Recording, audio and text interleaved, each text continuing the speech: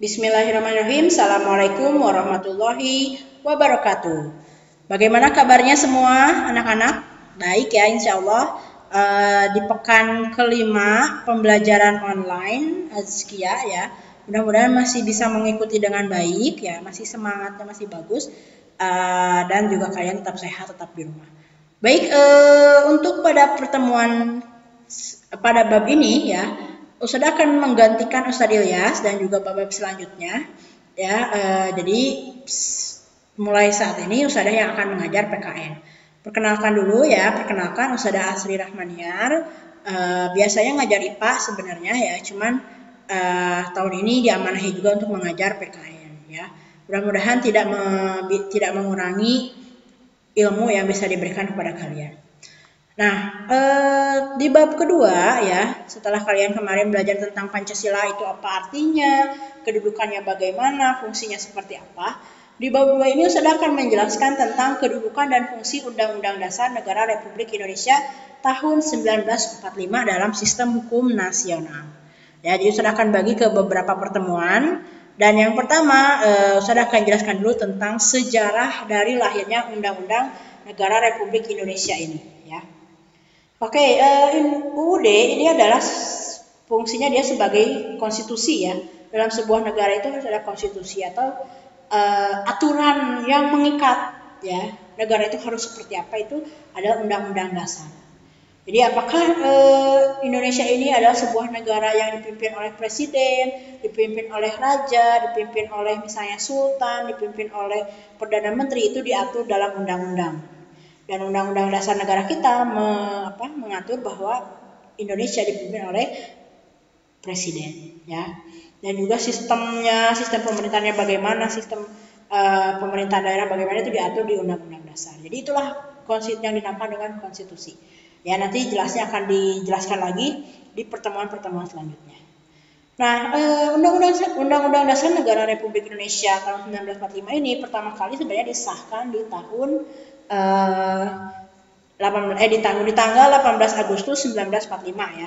Satu hari setelah kemerdekaan Republik Indonesia tanggal 17 Agustus 1945. Nah, ternyata Undang-Undang Dasar ini sudah disusun dan dirancang sejak tanggal 29 Mei sampai tanggal 16 Juni. Dan kenapa bisa ada usaha untuk merancang dan menyusun? Ternyata ada sejarahnya. Jadi awalnya itu adalah terbentuknya BPUPKI di tanggal 29 April 1945. BPUPKI itu adalah ya, Badan Penyelidik Usaha-Usaha Persiapan Kemerdekaan Indonesia. Jadi badan ini adalah satu lembaga yang memang yang dibentuk untuk mempersiapkan kemerdekaan. Ya, nah kemerdekaan ini itu adalah terbentuknya BPUPKI ini adalah buah dari janji kemerdekaan dari Jepang. Jadi Jepang itu kan menjajah Indonesia sekitar 3,5 tahun ya. Jadi diawali dengan Perang Dunia Kedua ya, Jepang ini menjajah Indonesia dari tahun 1942 berarti ya. Nah, mengusir sekutu ya Belanda pada saat itu, kolonial Belanda diusir dari Indonesia. Nah, cuman karena Jepang ini kan sebenarnya tidak hanya menyerang Indonesia ya, tapi beberapa negara juga, bahkan menyerang negara sekutu ya, yang terdiri dari Amerika dan Inggris.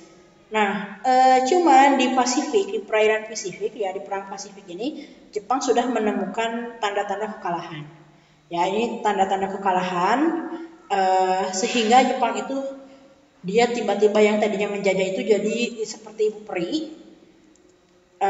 Itu sudah menjanjikan kemerdekaan dari Jepang. Nah, bahkan dikatakan dalam satu penjelasan ya bahwa katanya Jepang itu memang dari dulu sebelum datang ke Indonesia itu niatnya doang nih. Niatnya itu untuk membebaskan Indonesia atau negara-negara di Asia dari penjajahan kolonialisme Barat ya. Jadi katanya nih janjinya itu berisi sejak dari dahulu sebelum pecahnya peperangan Asia Timur Raya, Dai Nippon sudah mulai berusaha membebaskan bangsa Indonesia dari kekuasaan pemerintah Hindia Belanda.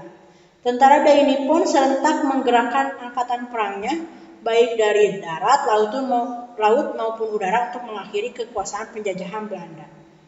Sehingga katanya ya sejak saat itu juga Jepang ini Dai Nippon Teikoku ini memandang bangsa Indonesia sebagai saudara muda, jadi kayak adik gitu ya, adik untuk memimpin bangsa Indonesia dengan giat dan tulus serta ikhlas di semua bidang biar sukses gitu ya, sehingga diharapkan bisa berdiri sendiri. Tapi ya janji cuma janji, jadi itu kan cuma omongan manis lah ya, biasa kalian juga sering menemukan yang manis-manis itu biasanya palsu, enggak juga ya. Baik ya, yang namanya janji cuma janji, sehingga penjajah tetaplah penjajah yang selalu ingin lebih lama menindas dan menguras kekayaan bangsa Indonesia.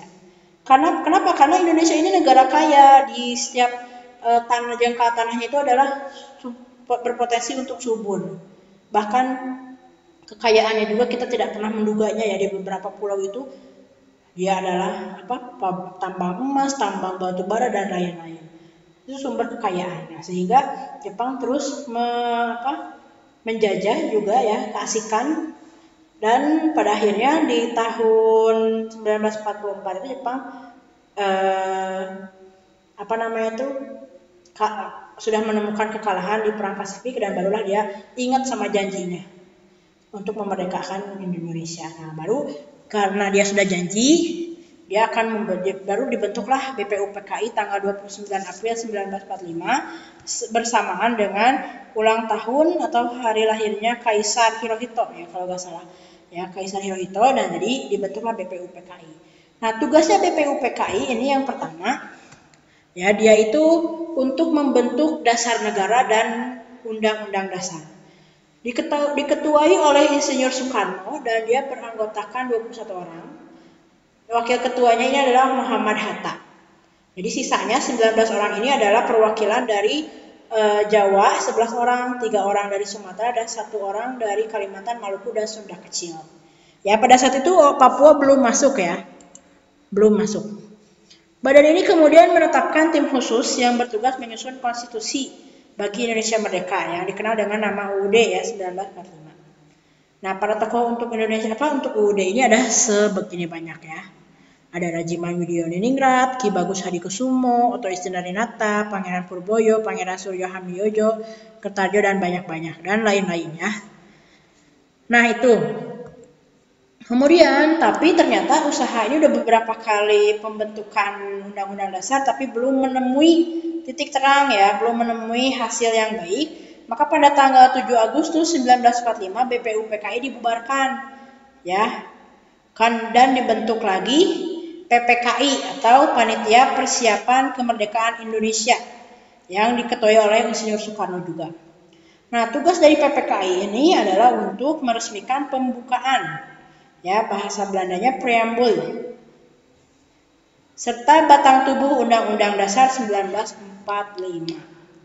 Tugasnya yang kedua ini adalah melanjutkan hasil bekerja BPUPKI dan mempersiapkan pemindahan kekuasaan dari pihak pemerintah pendudukan militer Jepang kepada bangsa Indonesia, dan mempersiapkan segala sesuatunya yang menyangkut masalah ketatanegaraan bagi negara Indonesia baru.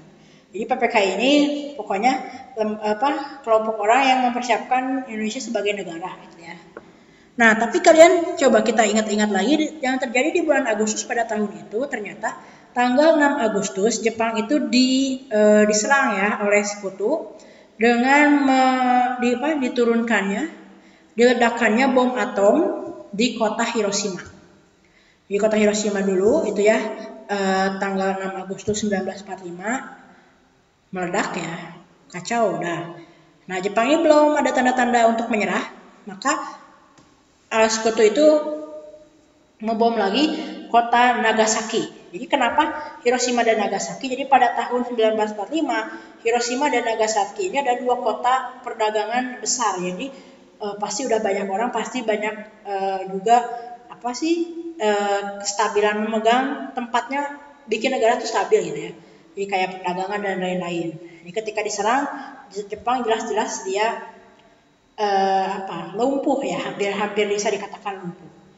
Jadi pada saat sudah 2 kota besarnya diserang, barulah Jepang menyatakan menyerah ke sekutu. Nah, pada saat proses menyerahnya Jepang kepada sekutu ini, Indonesia itu menemukan Jepang tidak ada tanda-tanda itikat baik untuk memberikan kemerdekaan. Bukan artian ingin menjajah lagi, tapi lebih kepada dia lupa karena negaranya juga sendiri kacau. Ya, maka pada saat itu pada tahun 1945 itu golongan muda di Indonesia pada saat bulan Agustus itu melihat Jepang sudah menyerah tapi belum juga akan dimerdekakan Indonesia, maka golongan muda itu dia menculik golongan tua ya. Jadi golongan muda itu menculik Soekarno dan Hatta ke Rengas Dengklok untuk didesak agar Indonesia segera dimerdekakan, diproklamirkan kemerdekaannya. Nah, kenapa? Karena sebuah negara akan diakui sebagai sebuah negara kalau dua unsur ini terpenuhi ya. Unsur pertama itu adalah unsur deklaratif atau adanya pengakuan dari negara lain. Sebelum diakui kita proklamirkan dulu gitu kan. Ya, jadi seperti misalnya oh aku nih sebagai seorang siswa yang terbaik. Nah, ketika kita mengakui memproklamirkan kita, nah maka orang lain akan mengakui. Kalau kita tidak memproklamirkan, orang lain akan sulit untuk mengakui gitu kan.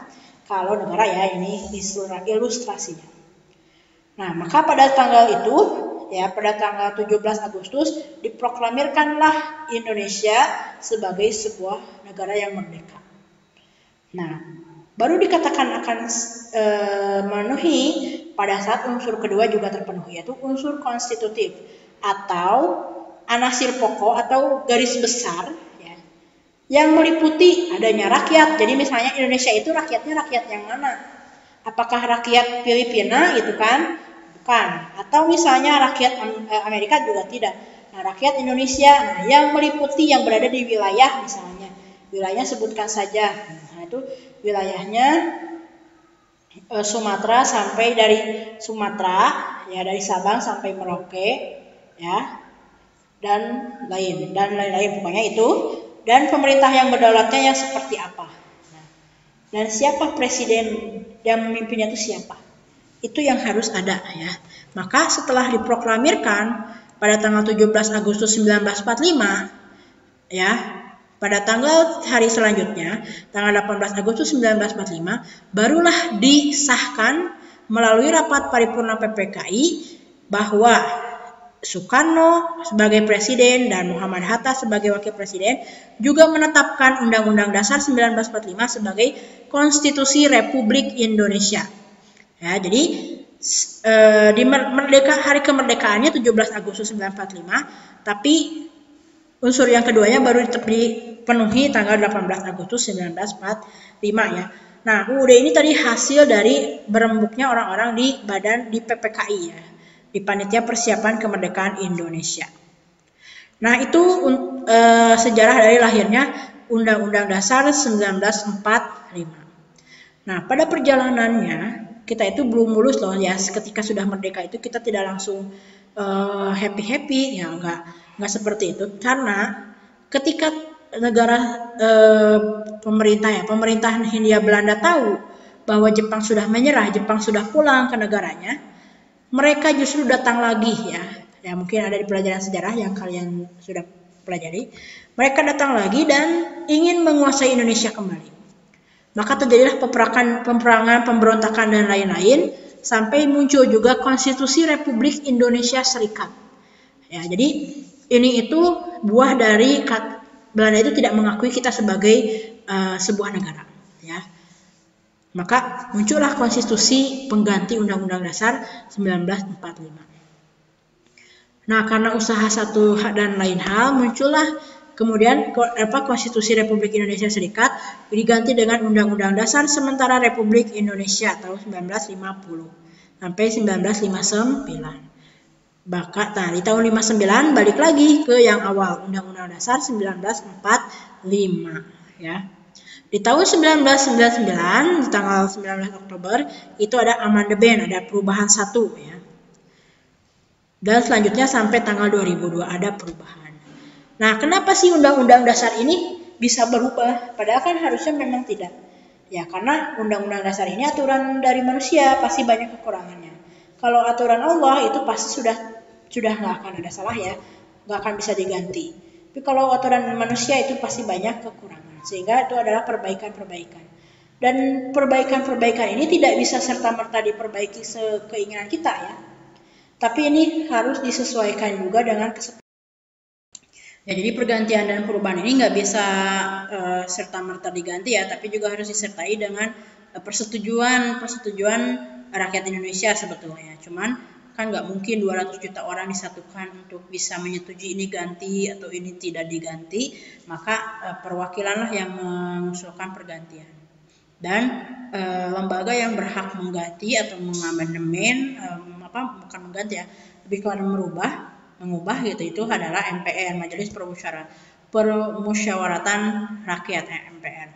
Jadi di lembaga itulah kita apakah perlu untuk mengubah atau mengganti Undang-Undang Dasar 1945. Ya, jadi itu. Nah, cuman mungkin perubahannya juga tidak bisa seenaknya ya, tapi juga harus mengedepankan nilai-nilai demokrasi, demokrasi dan juga perjuangan pendahulu kita juga ya. Jadi tidak mudah ya, tidak sesimpel yang kita pikir mengganti itu ya, seperti aturan yang bisa diganti begitu saja, tapi ini juga memang harus perlu pemikiran yang panjang. Maka undang-undang dasar dalam sebuah negara kita, dalam negara manapun, itu tidak bisa disepelekan. Jadi ketika misalnya kita sebagai seorang rakyat, sebagai seorang bangsa rakyat dari negara itu, kita harus menjunjung tinggi Undang-Undang Dasar sebagai konstitusi. Oke, itu ya untuk sejarah dari Undang-Undang Dasar. Kedudukan, arti, dan fungsi akan dijelaskan di pertemuan-pertemuan selanjutnya. Jadi tetap semangat ya untuk belajar seperti ini. Walaupun mungkin kita sama-sama kangen dengan suasana sekolah, belajar di sekolah ya. Tapi kita harus ikhlaskan dulu ya belajar di rumah seperti ini. Baik, sebelum kita tutup, kita baca alhamdulillah bersama-sama. Alhamdulillahirrahmanirrahim. Ustadzah mohon maaf kalau misalnya banyak kekurangan, banyak kesalahan. Ustadzah mohon maaf ya, mudah-mudahan bisa lebih baik di pertemuan selanjutnya. Itu saja untuk hari ini. Terima kasih atas perhatiannya. Assalamualaikum warahmatullahi wabarakatuh.